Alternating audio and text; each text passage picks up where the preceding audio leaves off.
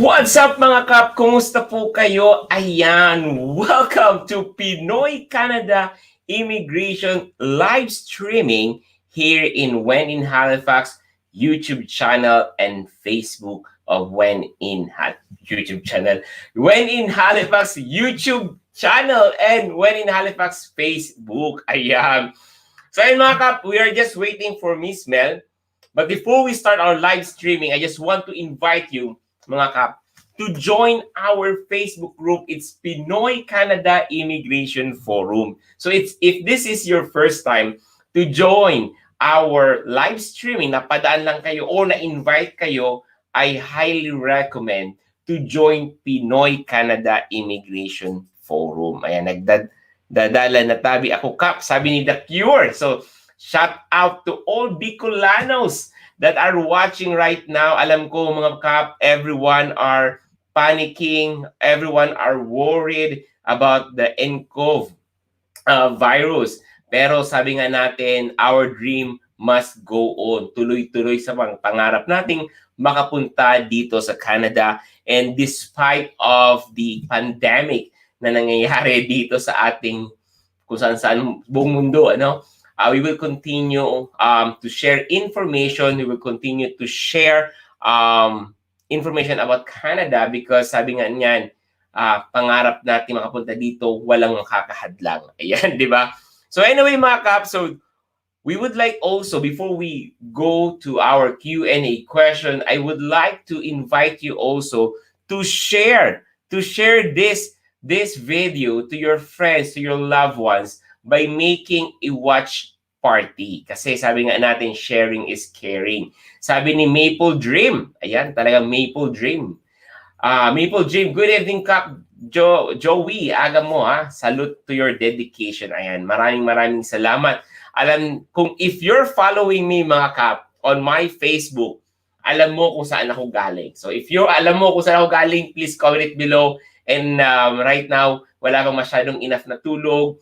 Galing pa tayo ng biyahe, pero sabi natin, our life must go on back kasi maraming mga naghihintay. And of course, this live streaming is actually dedicated to all Kap or kapatid natin that sending a message, personal message to me, sending a message to my Facebook page na hindi ko masagot, or through comment on my YouTube. This live streaming is for you, mga Kap. Kasi mahirap lahat masagutan, but through this live streaming, we're able to answer questions. But anyways, yun. A big shout out also to Hensi Joyce Gamara. Hi, mag-DIY po kasi kami ng husband ko for express entry. Siya ang principal applicant. Registered po siya dito sa Pinas with 8 years work experience. West equivalent mine is 4 years. Sa kanya is 2 years po. Ayan. And of course, sabi ni Hens, thank you so much po sa inyong effort. So yan, anyway mga Kap, I'll answer this. I'll give you some tips about your plan, Hensi. But we're just waiting for Mel to come to join our live streaming. Anyway, Hensi, if you're planning to do a express entry, I will suggest also to explore AIPP program and Nova Scotia pathways or programs. Because with the AIPP programs, mga Kap, especially Hensi for you, AIPP is magandang opportunity for all nurses. So the key for AIPP is you just need to find a designated employer.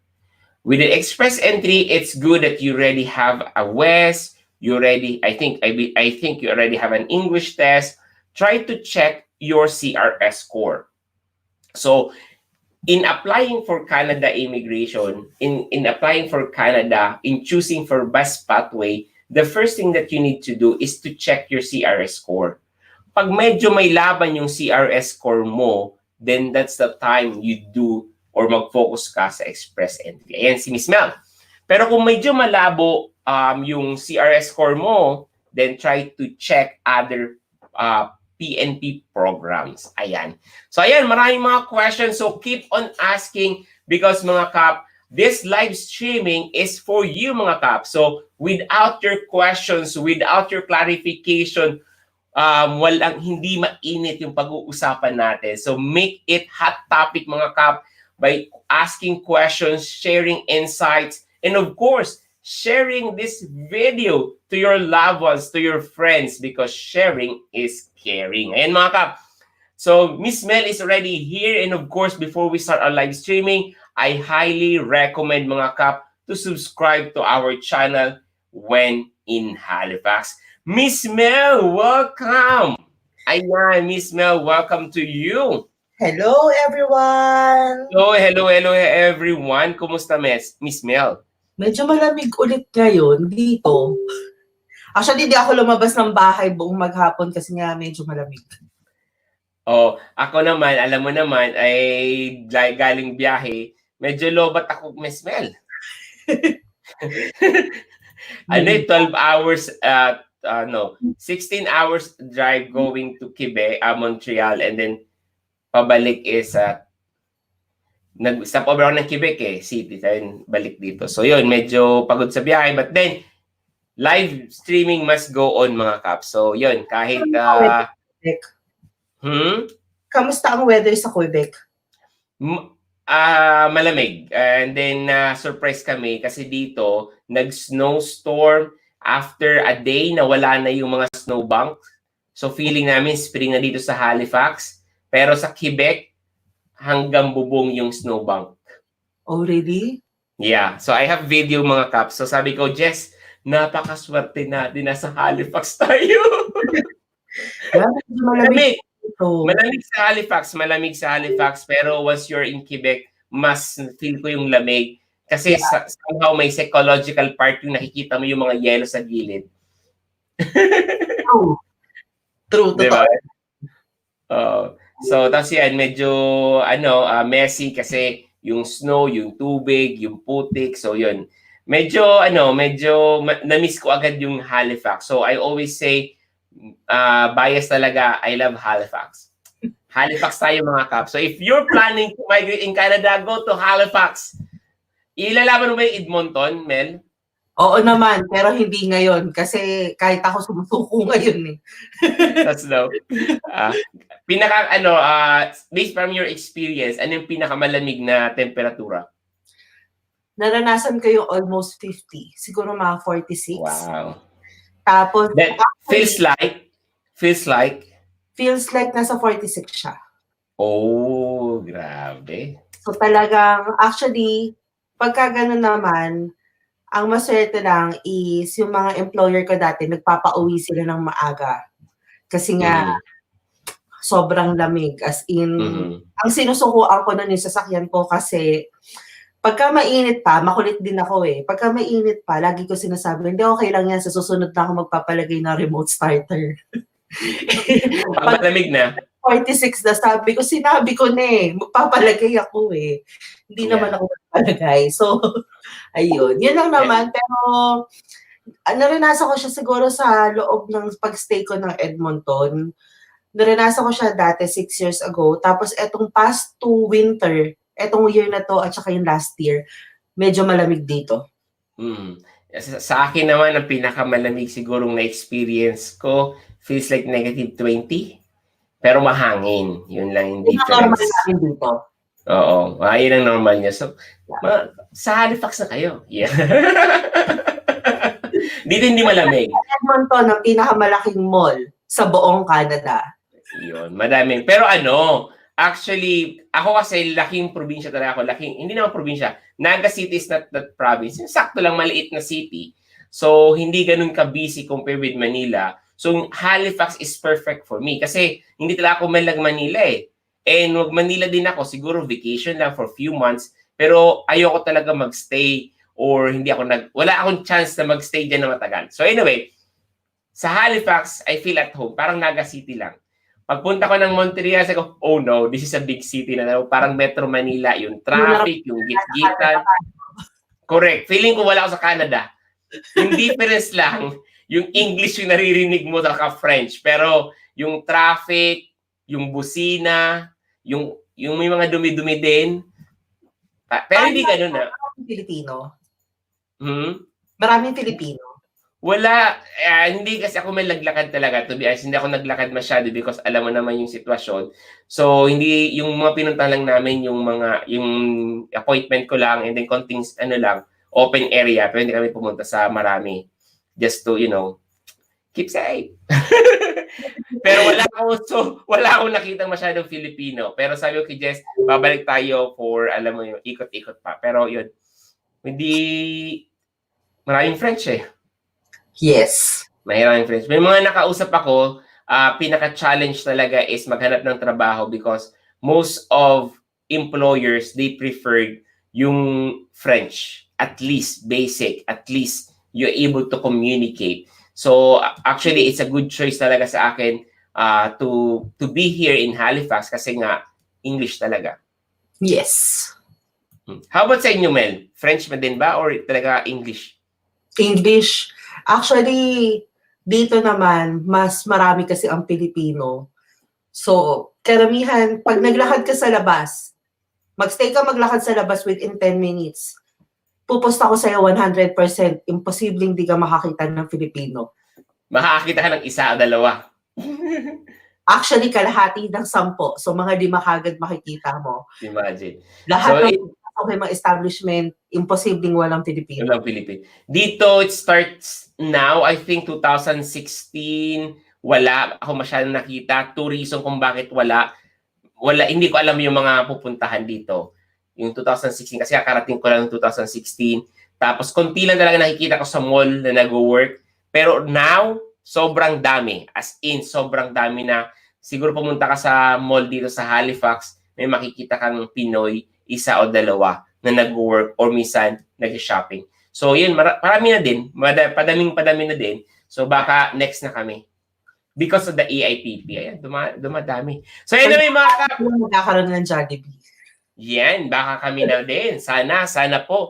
But anyway, mga kap, ask your question, post your comment, post your questions. If you have clarification, you want to learn something, you want to clarify something, this is the right time. This is the right moment because we have Miss Mel of Adjoc International. So Miss Mel, kung hindi ninyo kilala si Miss Mel, first time yung mag-join sa ating live streaming, Miss Mel is a licensed immigration consultant based po sa Edmonton. Ayan.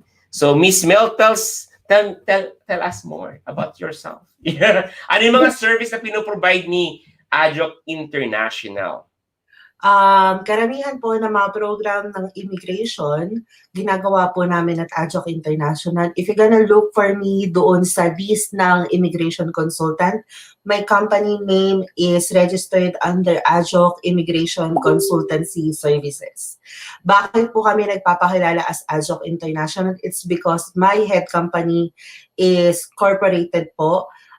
Corporation kami and we name it under Adjoc International because we're not only limited with immigration services. We do have a lot of services. So including into that one, we also offer insurance.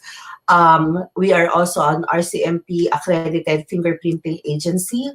So we also do the NBI clearance kung sakali po na nandito kayo sa loob ng Canada at kailangan nyo na assistance sa pagkuha ng mga police clearance sa ibang bansa, specifically with Philippines, Hong Kong, and Abu Dhabi, we can assist you po. And also, I'm also a commissioner for oaths in Alberta. Ayun. Thank you, Mel. So yan, sa mga bago pa lang kasi I see a lot of new names, Mel, na nag-join sa ating live streaming. And maraming salamat po. So anyway, mga kap, share this video, do a watch party if you're watching on YouTube channel. So let's begin our Q&A. Tanong mo, sagot ni Mel. Sagot natin. Sagot ng Pinoy Canada Immigration Q&A live streaming. Ayan.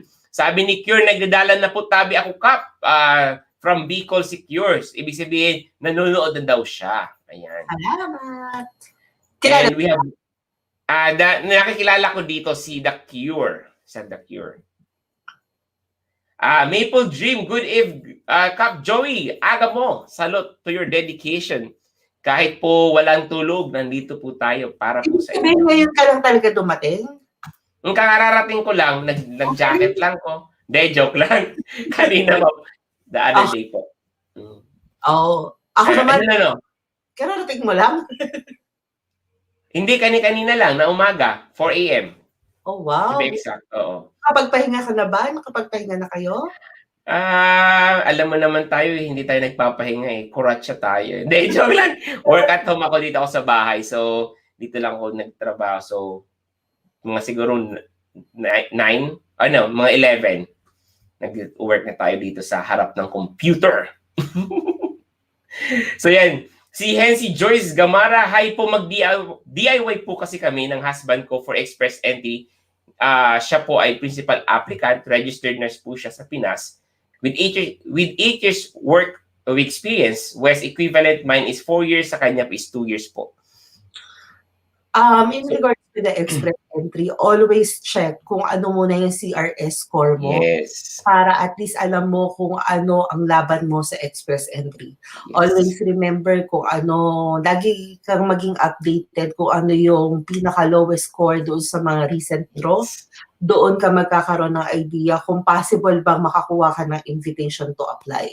Yes. And sabi ko nga, Mel, kanina, habang naghintay tayo sa iyo, ang sabi ko sa kanya, try to explore the AIPP and other PNP programs ng mga probinsya. So, kasi kung medyo mababa yung CRS score mo, you need to think another strategy. You need to think ano yung bagay sa iyo. So, with regards, alam ko may nasagot mo na to, with regards to nurses, aside from the AIPP, ano yung PNP sa tingin mong magandang pasukan ni Hensi Gamara? Actually, meron ka rin dapat i-consider kasi ang sinabi niya lang is work experience, pero yung English exam, Wala pa. question mark pa yon kung mataas o hindi. Plus, at the same time, registered nurse ka with 8 years work experience. Anong klaseng work experience? Good question, yes. Anong klase? Related ba? Oo. So, kasi marami, kahit naman registered nurse ka, kumbaga marami pa rin kayo sanghay ng pagiging nurse. So, yun yung additional na dapat nakatanungan. Other option, bukod sa AIPP, pwede ka rin mag-caregiver program. So, ang caregiver program ngayon, maganda siyang pathway for permanent resident as well. So, yun lang. Ito yung male caregiver program. That's the new program, right? Yes. Matagal na pong ruling or matagal na pong program ng caregiver. May nilabas lang po silang panibagong way para makapag-apply kayo ng bagong pathway. Wow. So ayan. So this caregiver program is not just open to nurses, right? Ang importante with caregiver program is an experience and education. With regards to education, Mel, ano yung requirement para makapasok sa caregiver? Kailangan ba registered nurse? Kailangan ba merong caregiver certificate? Okay. In regards with the education na requirement ng government, nakalagay kasi sa requirement is at least 1 year post-secondary education equivalent to Canada. So, ibig sabihin, kung hindi ka nag-K-12 sa Pilipinas, mga nasa second year, third year college yan sa atin. So, kahit na anong course mo, nag-take ka ng engineering, computer, business management, it doesn't matter kasi hindi naman siya exclusive lang sa mga nasa medical field. As long as meron kang formal education sa Pilipinas, then pasok ka. Ang SC2 o yung caregiver certificate sa Pilipinas, hindi po siya mandatory requirement ng Canada sa pag-a-apply ng caregiver pathway. However po, requirement po siya ng POEA. Later on, kapag ka nakakuha kayo ng visa for your OEC requirement, ang tanging na-waive lang po sa MC2 is kung RN po kayo. So kung nurse po kayo at hindi po kayo RN, ire-require pa rin po kayo ng POEA ng MC2. Okay. So Mel, for everyone that are watching right now, para malinaw Mel, kung ikaw ay engineer na mention mo, mayroong caregiver experience, pumunta sa ibang bansa, nagtrabaho sa caregiver, pasok siya doon sa program. Yes. Okay. Pero pagdating mo sa Pilipinas, kung galing ka sa Pilipinas, Mel, kailangan mo mag-NC2 kasi requirement sa PDOS, right? Yes. What if, Mel, ang sitwasyon is nasa, let's say, for example, nasa Hong Kong na, nag-work as a caregiver, doon nag-apply, kailangan niya pa ba ng NC2? Hindi, kung didiretso siya ng Canada. Okay, so take note niyo yung mga kap, kung diretso ka sa Canada. Ayan. So sana hence nasagot naman yung tanong, and yun, na-mention ni Mel, may mga questions si Mel na kailangan nung sagutin. Hopefully nanonood ka pa and dagdagan mong information para masagot namin ng maayos yung inyong tanong. And yan, sabi ni Hens, thank you very much. And Jeff Trofeo, may recommendation po ba kayong review center ng IELTS dito sa Manila? Taga Makati po ako, salamat.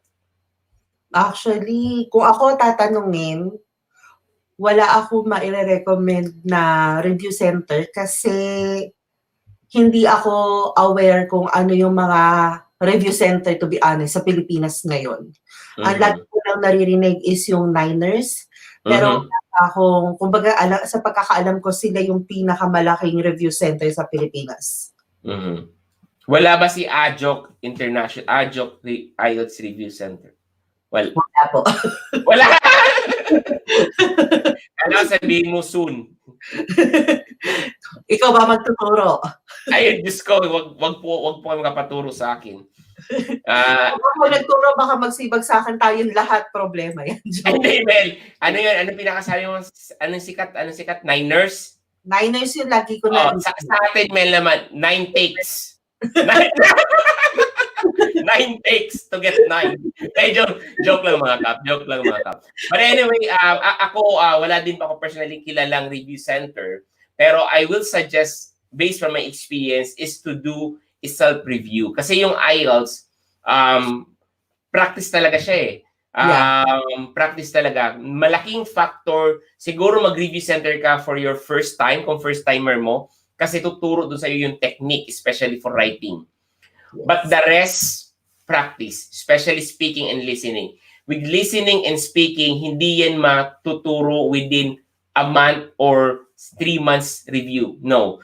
Practice talaga po yung sekreto with listening and speaking. With writing, pwede ka mag-review center kasi meron talagang technique sa writing.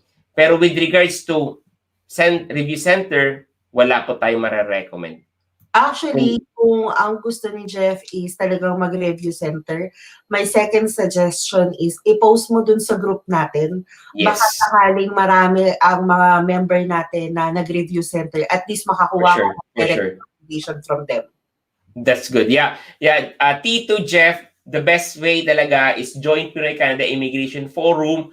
Nasa Facebook group yan. Then post your question there. Thank you, Mel. And we have Gina Pasio. Good evening po sa inyo. Aga ninyo ha. Thanks for your dedication. Ay, speaking of maaga, Mel, alam ko na kung bakit maaga to, Mel. Kasi yung ano natin. Yes. Yeah. Oo. Hindi ko naisip yon. Hindi ko rin naisip. Sorry mga kap. Kap, nagkaroon po ka dito sa Canada ng, ano tayo nyo? Daylight saving, mga kap. So right now, mga kap, we have the same time. It's 12 midnight dito sa amin. Same time with Miss Mel. Pero sa Pilipinas po is 1 hour backward. So starting po today and until when ba yun? December? Hindi until October. Until October. Ang live streaming natin, mga kap, is 11 a.m. mga kap. 11 a.m. po sa Pilipinas. Sorry mga kap, hindi tayo nakapag-announce, but then bear with us. I will make a posting. Hindi ko na-realize. Correct. Kaya pala dalawa nagsabi. Ang aga nyo mga kap. Pasensya na po mga kap. Maaga po tayo because of the daylight saving. So 1 hour backwards po sa Pilipinas. So dating 12 noon, ngayon po ay 11 a.m. dyan po sa Pilipinas. Ayan. Visitor visa, mag-exit dito sa Alberta para makakuha ng open work permit sa new caregiver pathway. Ano ang consequence? Una sa lahat, nakakuha ka na ba ng approval na pwede ka nang mag-apply ng open work permit?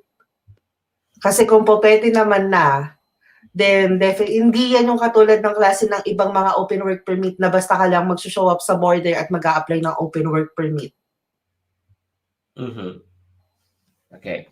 So yan, sabi ni Nueva, thanks. Charlene Cabral. Hi, paanong first step na gagawin para makapag-apply sa Canada po? Alamin niyo po muna kung ano yung mga program na po pwede po ninyong applyan. Mas sa dami po ng mga program, hindi rin po namin alam kung saan po kayo doon pwedeng makapasok. So, best way is go with the website of the government. It's cic.gc.ca. Tingnan nyo po yung iba't ibang klaseng program. Yes. And I think, sabi nga, pinakamabigat na tanong is saan magsisimula. And I think that's a common questions na nare-receive natin, especially pag bago pa lang or first time pa lang mag-explore sa Canada immigration. And it's a good thing. First thing talaga mga kap is go to canada.ca website. All the informations are there. Second is join Pinoy Canada Immigration Forum. Because if you have some questions, clarification, nagbasa ka sa canada.ca, may mga hindi ka naintindihan, go to our group, post some questions because we have 9,000 kap or kapatid that are willing to answer those questions. And then at the same time, mga requirements, basically, common requirements na kailangan mo ay IELTS, ECA, proof of funds. So those are the things that you need to know. So kung hindi ka pa familiar doon, search ka doon sa Canada.ca, join Pinoy Canada Immigration, and of course, watch When in Halifax because we have lots of videos na kinreate natin about it. Ang daming programa mga kap, as in ang dami. Na-mention niya ni Miss Mel, 80 programs or more? Yeah, at least mga ganun. So imagine kung gaano kadami yun. But then, yun. And thank you, Charlene. Hence, yes po, express entry kami. Paano po makakuha ng job offer and provincial nominee? Job offer is through employer. Provincial nominee is pwedeng through employer or through province. Yes. Sa provincial nominee, ako dito lang sa Nova Scotia, try to check yung official website in Nova Scotia. It's novascotiaimmigration.ca. So there's a program, ang dali lang po niya, very straightforward yung website. Nakalagay din immigrate, click that one and you will read all the program of Nova Scotia. So hindi ko po alam yung requirements ng iba, but then yan, sa Nova Scotia lang. And then we have also Nuevo regarding sa statutory declaration sponsorship. Do I only need to fill out the form or will it need any authentication? Thanks again. Yung statutory declaration ba, is that the common law? Dahil kung yung papel na yun ang tinatanong mo, then definitely kailangan ipa-notarize yun. So ayan. Thank you, Mel. And of course, mga kap, I also created a video about 4 tips you need to know about writing a Canadian resume because there's lots of messages sa akin nagtatanong, Kap, hindi po talaga po ako makakuha ng job offer or hindi po talaga ako, Kap, makakuha ng AIPP designated employer. So I think I always go back with the first step, which is sending a resume. Ilang beses na natin to na-discuss about creating a Canadian resume. We interview Mel. Mel already shared her experience as an HR, as immigration consultant about Canadian resume.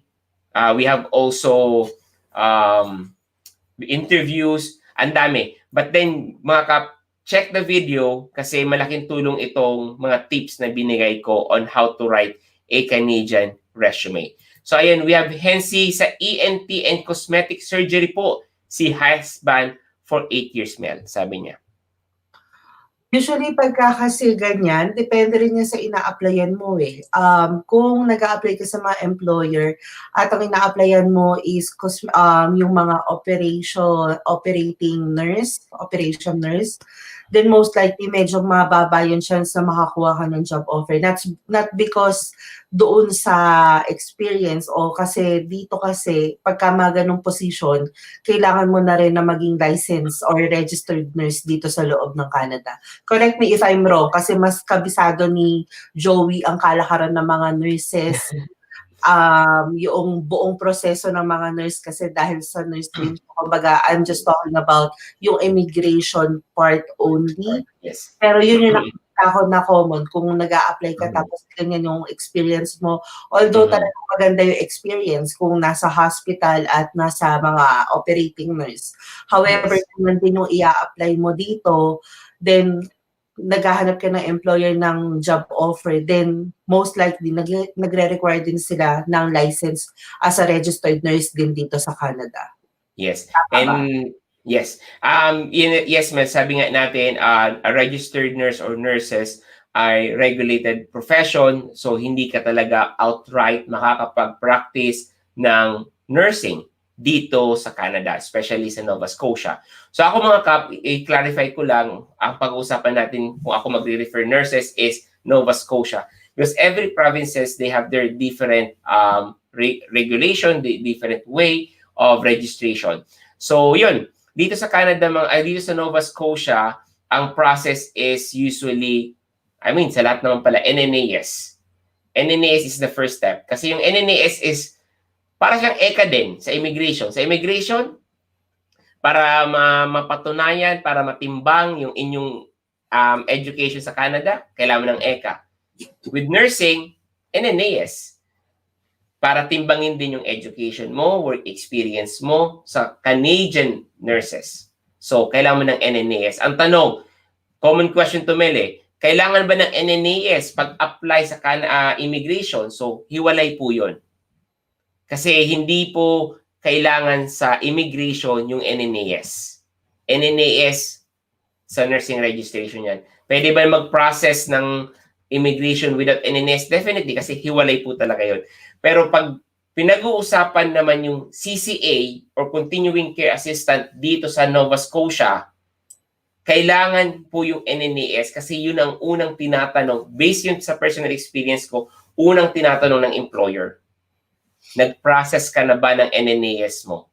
Kasi mas madaling sabihin ng employee, okay, eto, totoo, legit tong nurse kasi nag-process ka ng NNAS. Kasi yung trabaho nila i-verify yung papel mo, yung experience mo. So yun. Madami akong information na ginawa and then meron akong interview mail na successful RN na siya. I think I'm going to share the video. I think that's the best to watch kasi based from the information sa first nakapag-experience talaga ng pag-register. Ako kasi mga kap, hindi ako nagpatuloy ng NNAS registration ko. So, nasa halfway ako. Nasa English test ako. Sabay ganun, no? Sikreto lang yon. Sa IELTS mo ako sumasabit. Hindi naman to live, Mel. Wala naman siya nanonood. Kunti lang naman. Walang nanonood. Ang mga profession dito, para makapag-exam ka din, sa base lang sa mga nakikita ko, nagre-require din sila ng English exam. Kahit kami mga consultant, pagkatapos mong mag-aral, regardless kung meron kaming IELTS noong nag-apply kami ng permanent resident, magte-take ka ng panibago. Pagka naipasa mo yon at saka ka lang pwedeng mag-take din ng exam for immigration consultant. Ang score na kailangan namin is 9 academic. Wow, ang taas. Yeah. So yun. Speaking of IELTS, Mel, may nagtanong sa akin, hindi ko lang naalala kung sino. Ibig sabihin ka, kung kailangan ng NNAS sa pag-nurse, ibig sabihin, 2 IELTS ang kailangan namin. Yes. So 2 general training for immigration and academic IELTS for NNAS. And the answer is yes. So kailangan mo hindi ka makakalusot sa IELTS. Hindi po. Nakakalungkot. Ang mahal na din, no? Magkano yung IELTS na ngayon? 12,000 something? Ang alam ko lang dito sa Canada Sa Canada, mga almost 300. So yun, ang gabi na, mahal. Magpaparaffle daw si Mel. Ng ng English Ng exam. Hindi, ng IELTS. Joke lang. Comment it below mga kap. Malay mo, di ba? So, Diba? walang imposible. So, we start from a joke. Malay mo, totohin ni Mel. Marinig mo ni Mel. Medyo naman. Baka marinig. Natin tenga ko tali. Ayan, sabi ni Adrian Balboma, good morning, Ma'am Mel. Good morning! The Cure, paano po ba i-search ang caregiver pathway? Nasa website siya ng immigration. So, ang immigration website is cic.gc.ca.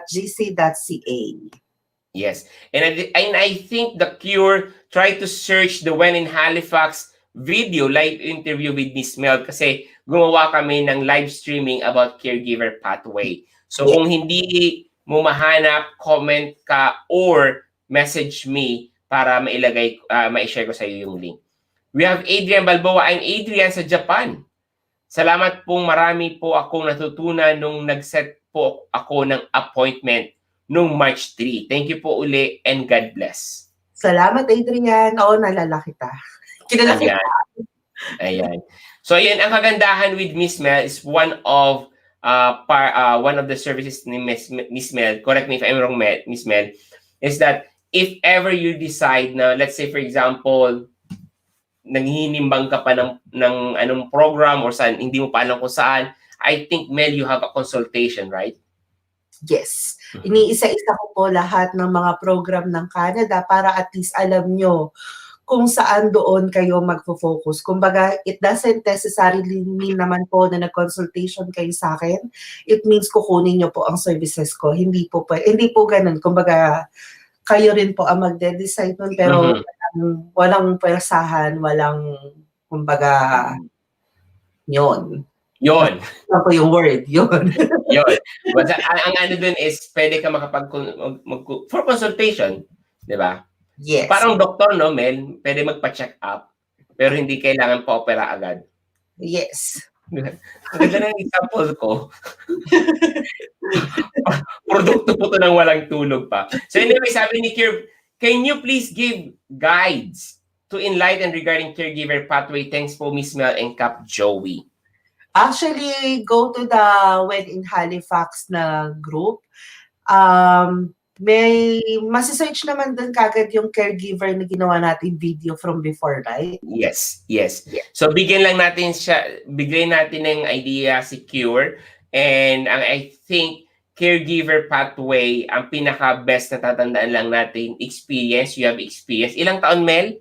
Yung experience with caregiver? So, with caregiver pathway, dapat or mandatory na meron ka nitong mga to. English exam, na meron ka dapat CLB5. So, dapat kinuha mo yon within the last 2 years, dapat active. Pangalawa is education. So, kailangan mong ipa-assess ang iyong transcript of records sa mga assessor at dapat ang makuha mong score is at least 1 year post-secondary in Canada. Ang pangatlo is kailangan mo ng work experience related sa caregiver. So kung halimbawa, ang job offer mo is mag-aalaga ka ng bata, as much as possible, yung work experience mo dapat is almost the same or 90% the same. And then, ang pinaka-last one is job offer from a Canadian employer. So without the job offer or merong mawala doon sa apat na yon, hindi magpo-proceed yung application. Yes, ayan. Ayan mga kap, I'm sharing the link dito sa ating chat box. Please check it. Panoorin niyo po mga kap after the live streaming or save the link para at least you have an idea of more information about caregiver pathway. So let's move to questions. Sabi ni Scarlett Singh, hello again, always watching from Singapore. Ayan. Kumusta Scarlett ang Singapore ngayon with regards to the NCOV? Yeah, NCOV. Nakakatakot pero mga kap, don't panic, sabi nga palaging samahan ng dasal. Exactly. Hensi Joyce Gamara, As of now, nagre-review po kami ng IELTS. As per checking, 353 po, kaya need namin magkaroon ng provincial nominee and job offer para sureball and rollouts. Yeah, sureball siya, pero yung dalawang kailangan mo, yun yung pinakamahirap na makuha. Correct. So ako, pinaka-tip ko sa'yo, Hensi, totoo yun, provincial nominee para at least tumaas yung points mo. Additional 600 points yun. Try to check Nova Scotia. I think they have the program na available. Pero yung entry ko kasi, sarado until now, which is provincial nominee category B. Sarado pa until now. Sisihin natin si AIPP. Hindi kasi, nung nag-open yung EIPP, sinara nila yung category B. Kasi karamihan din naman kapag nasa category B ka rin, pwede ka rin naman kasi mag-apply ng AIPP. Correct. Pwede as long as may job offer ka, makakakuha ka ng nomination. So, nag-overlap siya eh. Nag-overlap. Pero alam mo, Mel, comparing yung AIPP with provincial nominee, yung entry ko hindi po sa dinidiscourage ko yung provincial nominee. Maganda talaga po yung AIPP kasi pagpunta mo dito, meron kang trabaho. Sa akin, maganda din kasi permanent resident ako, pero ini-imagine mo para kang tinapos sa isang lugar yun. Yan, dyan ka na. Tapos hindi ko alam kung saan magsisimula. Wala kang trabaho, wala kang bahay, wala kang kaibigan. As in totally, ayun, kapitan talaga sa prayers talaga. So yun, napakaswerte din kasi marami akong nakilala. Sabi nga, right connection. So, madami akong naging friends. Ngayon, naging smooth yung transition. Pero, first 3 months talagang mahirap. Nung narinig ko yung EIPP, napakaganda kasi pagdating mo, employer na eh. True. Guided ka pa nung mga programs. Yun na yun, nakalimutan ko. So yun, saka may settled East Coast na dito sa East Coast sa Halifax. Of course, sa tulong ng East Coast Filipino Portal. So if you're coming here in Nova Scotia or Halifax, message Al or Donick and Koji or me para matulungan kayo mag-settle dito.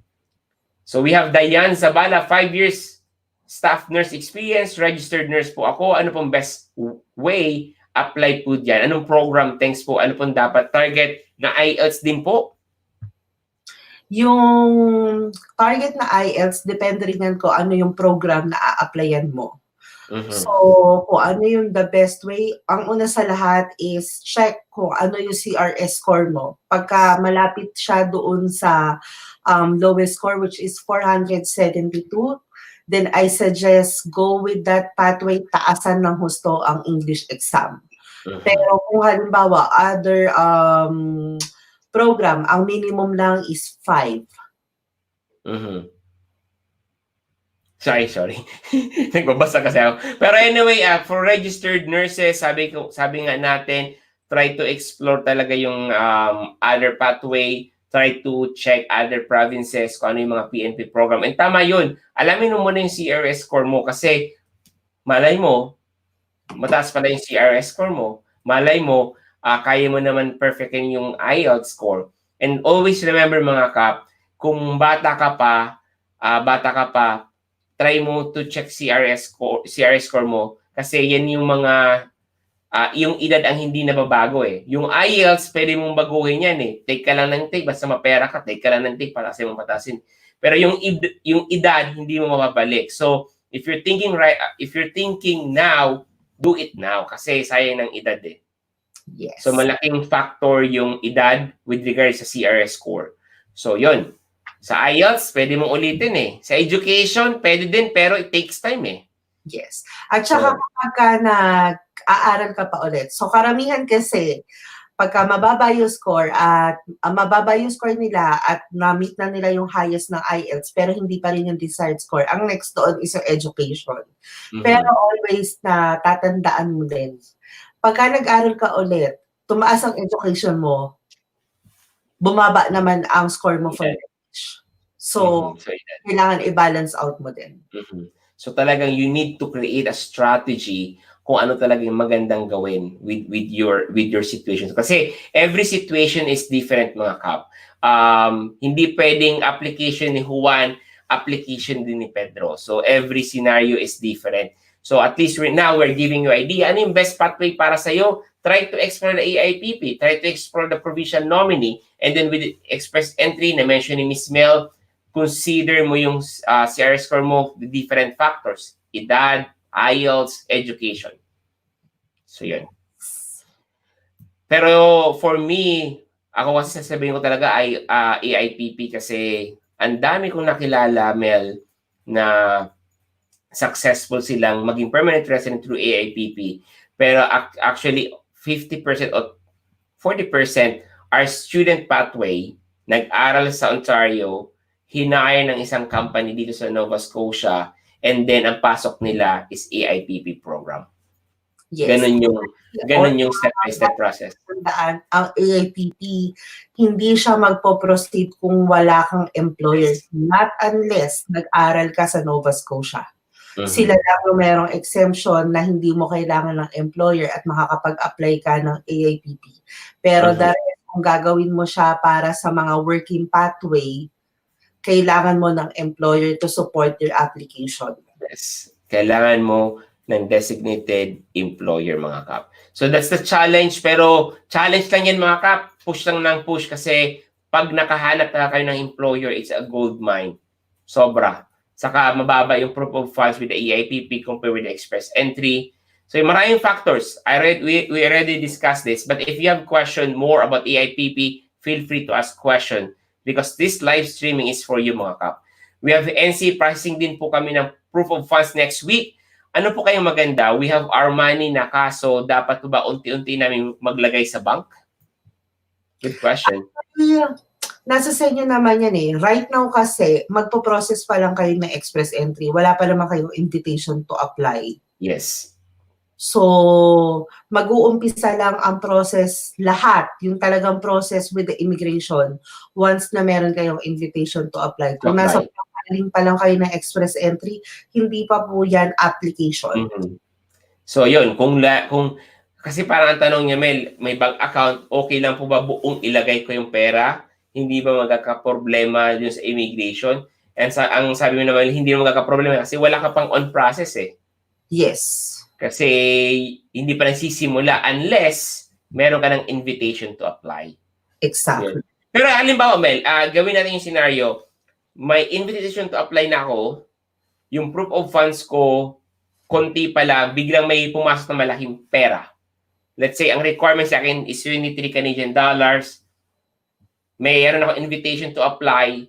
In 2 months, nilagyan ko ng malaking pera. Do you think magkakaroon ng problema yon? Kailangan mo ipaliwanag sa kanila kung saan galing yung pera. Kasi kung galing yung pera sa utang, example, ang loan mo yan pera kasi inutang mo nga eh. Yes. So, in some cases, pwede ka pa nilang habulin for misrepresentation kasi hindi mo pwede yan. So, ang pinaka-key, Mel, is with regards to the proof of funds, number 1 is dapat pera mo yun. Yes. Pangalawa, dapat meron kang direct access dun sa funds. Pag sinabi yung direct access, ibig sabihin, yung bank account is under your name. Yes. Question, man, aside from pera, aside sa pera, kasi alam ko yung proof of funds, hindi lang pera. Aside from pera, ano pa yung pwede nilang ipakita as a proof of funds? Wala na. Dahil ang pagbabasihan nila is yung bank statement. Okay. Properties? No. Loans? Property is, although it's an asset, pero ang kailangan ng government is liquid asset. Bakit?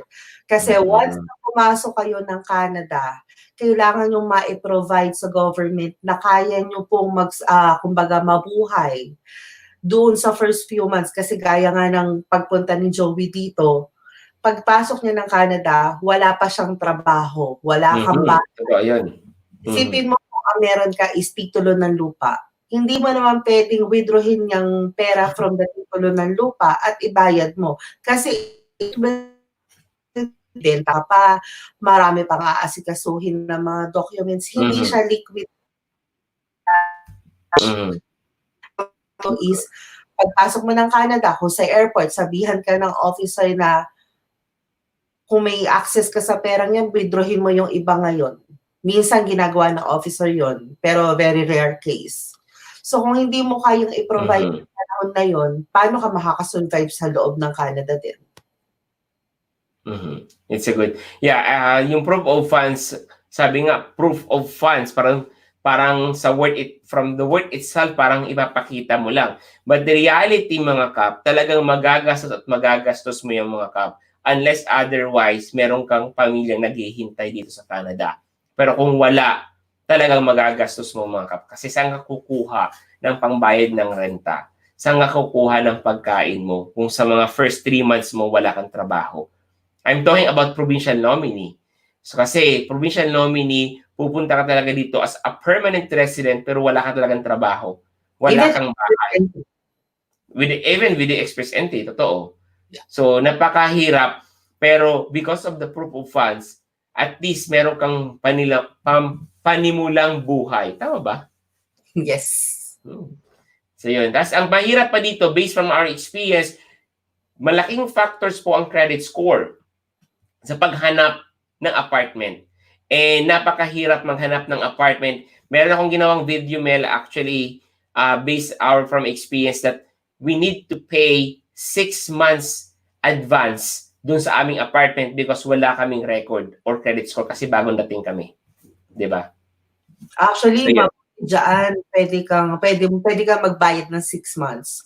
Pero dito naman, sa pagkakaalam ko based sa mga naririnig ko, na kapag bago ka, kailangan mong may pumirma as a guarantor para correct. parentahan ka ng apartment. And can you imagine, kung wala kang kakilala sa isang lugar, sino ang mag-guarantor sa'yo? Totoo yan. So yan ang mga experience natin mga kaplets. At true story ako, ito yung story ko. May meron akong video yung ginawa noon. Pero totoo yun, napakahirap. Proof of funds talaga yung malaking tulong din kasi meron kang pera. At the same time, talagang dapat, hindi lang po requirement sa Canada immigration, but kailangan po talaga you have an access on it. Kasi paano nga naman talaga magrerenta ka ng apartment dito sa Canada. Wait lang po, ibebenta ko pa kasi yung bahay ko. True. it takes siguro mga 3 months. Pwedeng hintayin mo lang kasi yung pera ko parating na din. So, Mabuti kung dapat, 3 months, pero usually ang bentahan ng lupa minsan umaabot ng taon. correct.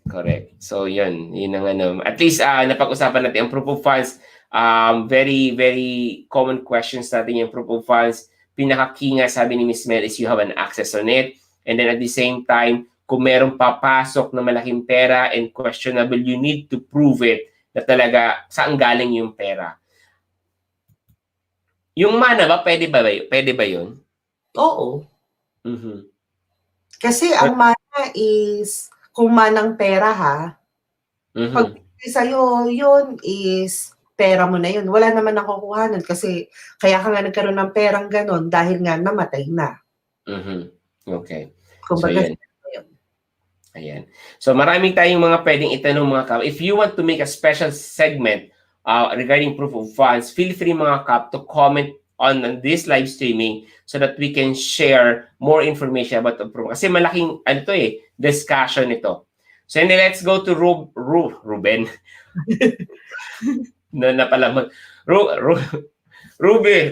Ruben Papanes. Hello, good morning. Valid po ba ang EE relatives yung first degree, cousin at cousin ng parents ng asawa ko? Please advise. Thanks mga kap. Express entry under federal skilled, hindi po pwede. Kailangan either kapatid or magulang or grandparents nasa direct bloodline. Correct. Ang bilis ng oras na 1 hour na tayo, hindi ko napansin na. Sige mga kap, try natin sagutin lahat ng mga tanong. Gerald Trajano, required po ba ang self-pip sa caregiver? Kung hindi po pumasa sa IELTS, pwede po bang self-pip sa caregiver?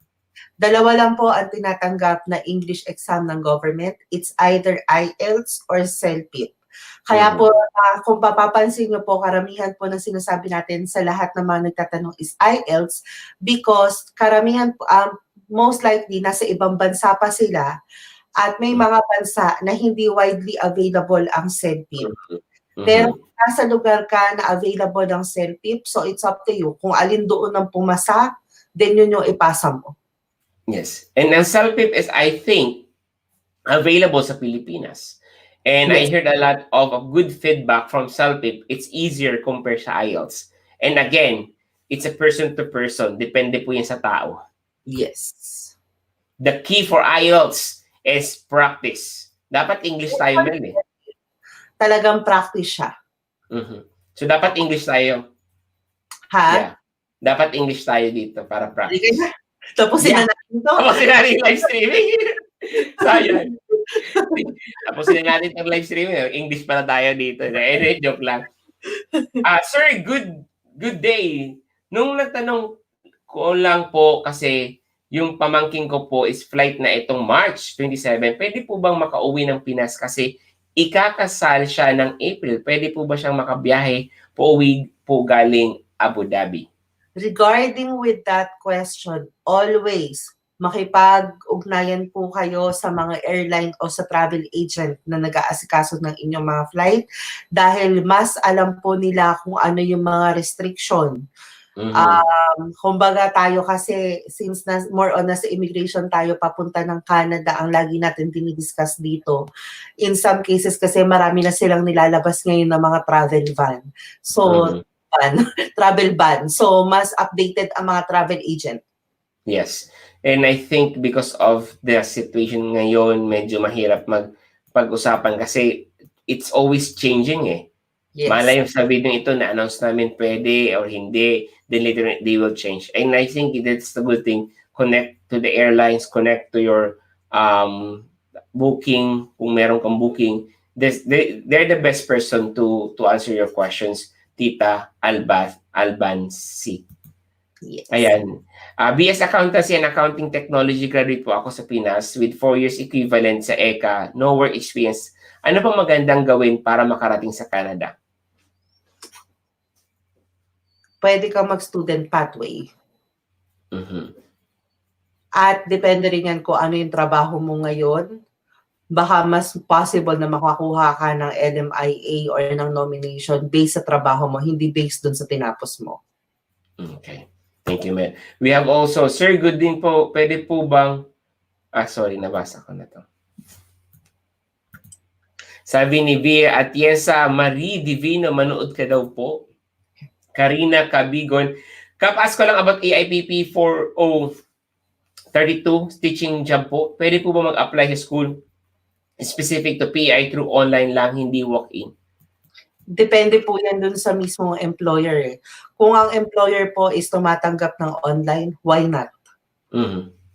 And most of the company here in Canada, talagang online application eh.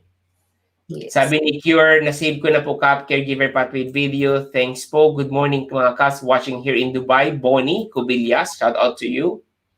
Enjoy Torres, may assigned officer na husband ko for AIPP endorsement pero wala pa rin approval until now. Okay lang po ba si husband mag-send ng follow-up email directly to the officer or employer niya and mag-email? Dapat employer kasi ang AIPP endorsement is application ng employer mo, hindi ng tao. Ayan. So siguro may email mo na lang siguro si employer. Yes. Adrian Balboa, good morning po Ma'am Mel. Pwede po bang isamang magkuha ng ECA yung vocational course na automotive sa TESDA for 3 months NC2? Bala ko pong idagdag yung kasi high school graduate lang po ako. Thanks po Ma'am, Sir. Dun sa ECA, ang ina-assess nila is formal education. So kung yan ay TESDA, then most likely kaparehas yung ng mga NC2 for caregiver, hindi po nila i-assess yan. Okay. So sa ECA, ano Mel? Yeah. We have also RKD Guzman. Cap Joey. Ma'am Mel, my employer is currently pricing Lamia and job posting has been extended after 30 days. May I know po average time ng pricing ng Lamia? and yung possibility ng approval. NOC 1253, busy po yung province. Yung current processing right now is nagre-range siya from 3 months, minsan inaabot pa na 6 months. Depende yan sa backlog ng Service Canada. Yung possibility ng approval, depende yan sa sinasubmit na application ng employer mo at depende yan kung paano nila sasagutin ng interview. Correct. Ayan. Thank you, Miss Mel. We have Mia Jerry. Pag nurse po ba, then NCLEX USRN ka na, i-acknowledge po ba yun ng Canada? It's better to go to Canada if USRN NCLEX ka na compared to hindi ka na mag-exam po. Yun, same pa rin if you are NCLEX passer, if you are USRN NCLEX passer ka na, no? May advantage ka. Pero hindi mo lalampasan, tama? Hindi ka makaka-skip yun. Hindi ka makaka-skip sa NNAS. So, kailangan pa rin ng NNAS. Yung NNAS magsasabi if your education, if your experience is comparable to Canadian nurses or Canadian LPN. Ngayon, halimbawa, ang scenario is RN, comparable ka na. Sabi nila, okay, mag-bridging course ka na. Tapusin mo yung bridging course, hindi ka na mag-e-exam pa ng NCLEX. Kasi NCLEX passer ka na. Kukumpleto mo yung NNAS and then yung advice ng Board of Nursing. For example, in Nova Scotia, sabi ng Nova Scotia, mag-bridging course ka lang. Okay. Tapos yung bridging course, after ng graduation mo, automatic RN ka na kasi meron ka ng NCLEX. Pero hindi pwede.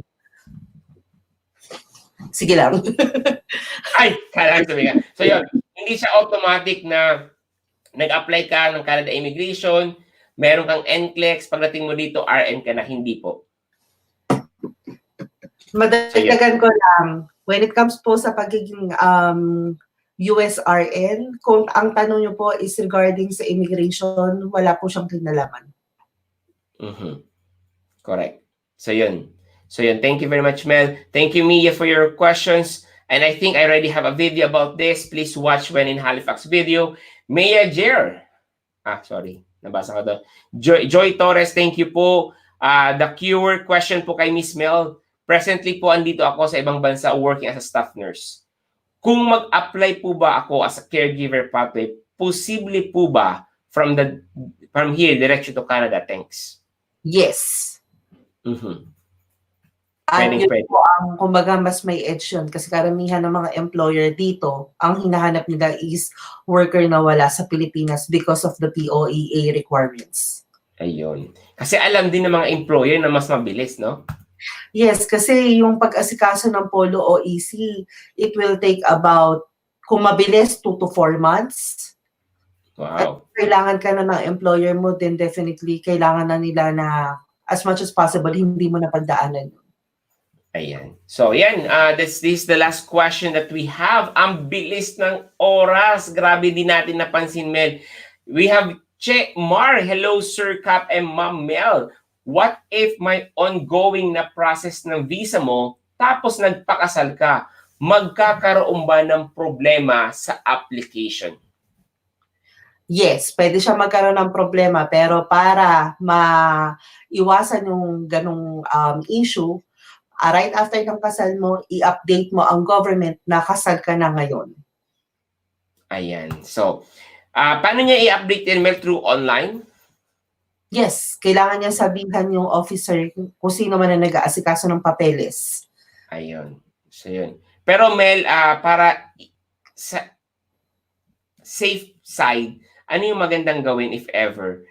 Tapusin mo muna yung application bago magpakasal or ongoing yung process? Depende yan sa'yo at depende rin yan kung anong klaseng ina-apply mo na visa. Kung yan papuntang permanent resident, i-update mo sila kagad para yung asawa mo makasabay na doon sa processing time, sabay kayong makakakuha ng permanent resident. Pero magkakaroon yung problema? Yeah, pagka may ang ginagawa naman ng iba, kukuha mo na sila ng permanent resident and then once na PR na sila, uuwi ng Pilipinas, magpapakasal at saka magpo-process ng spousal sponsorship. So, depende yan sa'yo. Depende sa diskarte. So, ayan. Thank you, Mel. We have also Adrian Balboa. Thank you po. Sabi ni El Benz, please elaborate. FSW stream for PR, currently inside Canada. NOCB, Ontario, mababa ang CR score, 71 score. Ano pong advice ninyo? Ilang beses po mag-take ng IELTS within a year? I think, iba ang computation mo ng CRS. Kung ikaw is NOCB, ano ang current status mo dito sa loob ng Canada? Dahil meron namang ibang pathway for permanent resident kung hindi mo na yung federal skilled worker. Correct. Saka kung yung CR score mo 70, masyadong mababa. May mali doon sa pag-compute ng CRS. Correct. Paki-double check L Benz with regards to your computation with CRS score. And ang tanong, Mel, ilang beses mo mag-take ng IELTS within a year? Every month, pwede ka mag-take ng exam. Walang problema po kasi yung SALBAN for nurses, yun ang may limit yon. Pero with IELTS, as long as you have money. Yeah, as far as I know, pwede ka mag-take ng IELTS 1 month or 15 days apart. Yes. Take lang ng take. Joke lang. Aim the highest score but start today if you're planning to, with regards to language test, Miss Mel, na-mention natin ito all throughout our live streaming is practice English. Mag-practice kayo magsalita sa utak nyo, sa salita nyo every single day and watch English movie, watch BBC News. Wag na po kayo manood ng Cardo. Tagalog po yun. Joke lang. Hindi na ako kay Cardo. Ano ba yung bago ngayon? Hindi ka na nanonood ng TFC, no? Hindi ako nanonood ng TFC eh. Madaming nagalit, no? Wag manonood ng Cardo. Makakasira po yun sa Canada. Pwede yung isa. Pwede yung isa. Yung Love Thy Woman. Nag-English sila doon. English. Sorry. Hindi naman. I'm not against with Cardo, pero ang gusto ko lang sabihin lang naman kung pwedeng English yung panoorin natin. May translation daw yun. Kung ang aim mo is makapasa doon sa English exam, then definitely, asahin mo yung sarili mo na makinig ng English. Yun naman yung talagang doon, guideline doon kung bakit sinasabi ni Joey na makinig ka, kumbaga manood ka ng English para masanay yung sarili mo. Hindi naman dahil sa against siya kay Cardo, pero medyo ganun na nga rin. Hindi na sila tapos, no? Hindi na tapos si Cardo. Hanggang hindi, siguro mga 10 years from now, kaidaran actually ng anak ko yan. Hindi. Fanatic po ako ng Cardo nung nasa Pilipinas ako, pero ngayon hindi ako nanonood, so hindi ko na follow yung story. Pero marami nakikita sa Facebook na magkasara na lang daw yung ABS-CBN, si Cardo hindi pa. Exactly. But anyway, yun. Sa sinabi mo kanina for the English exam, kung gusto mo rin nakasa into the reading yung reading part, magbasa po kayo ng mga dyaryo. Yes, totoo yun. Yung mga dyaryo sa ibang bansa dito sa loob ng Canada, then yun yung best way na Totoo. And yun, talaga, practice mga kap. Kasi, based from my experience, hindi pa ako ganun kagaling magsalita. Even sa Pilipinas, pagdating dito sa Canada, since ito na yung everyday na communication ko, na-realize ko, mayroon palang chance na ma-improve yung English language ko din pala. May chance din pala i-improve yung aking speaking and listening. Kasi everyday na So, imagine mga kap, if you're dreaming to migrate in Canada, you start today listening English, practicing writing, listening, speaking, pinapractice mo everyday, mag-i-improve talaga yung language mo. Walang imposible. Kasi ako, hindi talaga po ako magaling magsalita. Alam niyo ng mga batchmate ko. Shout out sa mga nanonood ngayon. But anyway, mga kap, walang imposible pag nangarap. Practice, especially sa language test. And of course, samahan ng dasal. Especially to everyone that are watching right now, wag po kayo matatakot, wag magpanic. Always pray. Ayan. And sabi ko, nakakatakot yung NCO, but then, you don't have to wala pong rason para magpanic. Chill lang, be informed, watch kayo sa mga news kung anong dapat gawin, mga updates, but then don't panic mga kap, kasi once nagpanic kayo, hindi tayo nakakapag-isip ng maayos kapag nagpanic. Huwag mag-panic buying. Sabi nga, Mel, may nabasa ko sa Facebook. Ano daw, sabi ni Jess, panic buying, sa may pera lang daw yun. Pag walang pera, panic lang. Hindi ako lumabas ng bahay buong maghapon. Dahil nababalita na nga daw dito na ang Costco talagang sobrang haba ng pila. Correct. Lahat may kakausan na rin ng ano. Pero hindi ako natatakot dun sa NCOV. Natatakot ako sa lamig. Kaya hindi ako lumabas. Correct.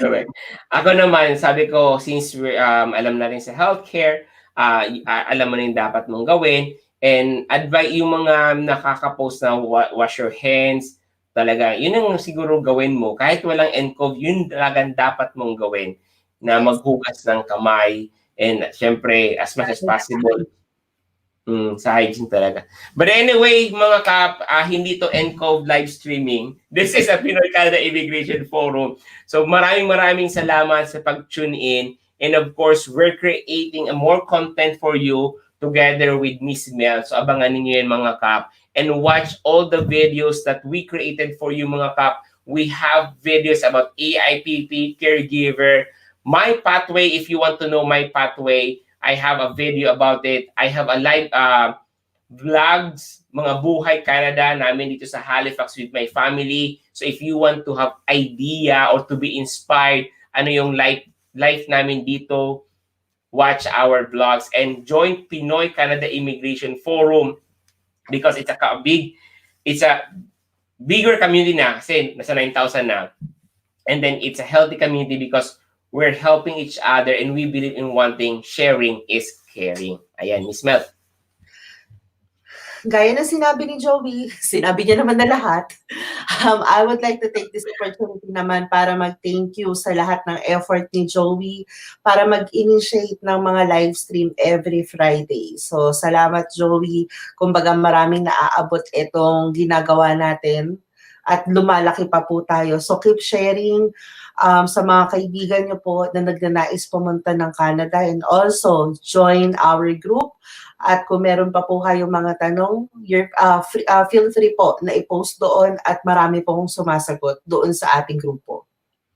Yes po. Thank you. And sa lahat ng membro ng Pinoy Canada Immigration Forum, sa lahat ng mga caps, maraming salamat po for joining, supporting, sharing, for everything.